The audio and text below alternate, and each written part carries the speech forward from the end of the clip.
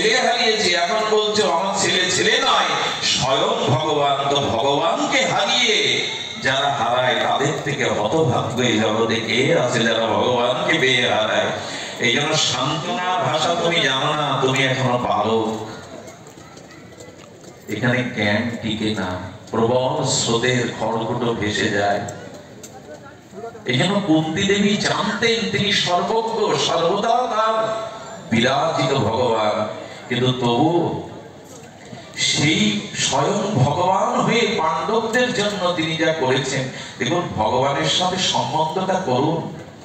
সম্বন্ধ যদি ভগবানের সাথে যথাযথ শ্রীগুরু পাদপদ্ম আশ্রয় নিয়ে করা যায়, তাহলে কি হয় জানেন? অর্জুনের সারথ্য স্বীকার করলেন, এটা সকলের জানা, সারথী হলেন। আর সারথী যখন হলেন তখন গোবিন্দেরই দায়িত্ব পড়লো অর্জুনের রথটাকে মোছা, মোছা, অর্জুনের রথটাকে পরিষ্কার করার দায়িত্ব কৃষ্ণের। জগদীশ্বর অনন্ত কুল ব্রহ্মাণ্ডের কুলমালিক যিনি, অনাদির আদি যিনি, তিনি আজ অর্জুনের রথের ঘোড়াকে জল খাওয়াচ্ছেন, কারণ এটা সারথীর দায়িত্ব।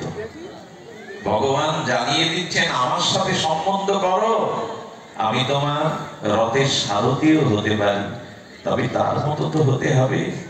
এই জন্য সম্বন্ধটা ভগবানের সাথে যদি আমাদের আছে, কিন্তু ভুলে গেছি বহিরঙ্গ এই ত্রিগুণাত্মিক মায়ায় আমরা ভুলে গেছি। শ্রী গুরুদেব পুনরায় আমাদের স্বরূপস্মৃতি জাগিয়ে এই সম্বন্ধ যদি করতে পারেন, দাস্য সখ্য বাৎসল্য মধু, এই সম্বন্ধের সাথে যুক্ত হতে পারেন, তবে দায়িত্ব ভগবানের। আমাদের দুঃখ কি জানেন? আমি আগেও বলেছি, যারা খবুল কর্ম করতে যান, অর্থাৎ যারা খবুল কর্ম করে নরসুন্দর, ও আমার গলায় না কি ধরে, খুর ধরে, বেলেট ধরে,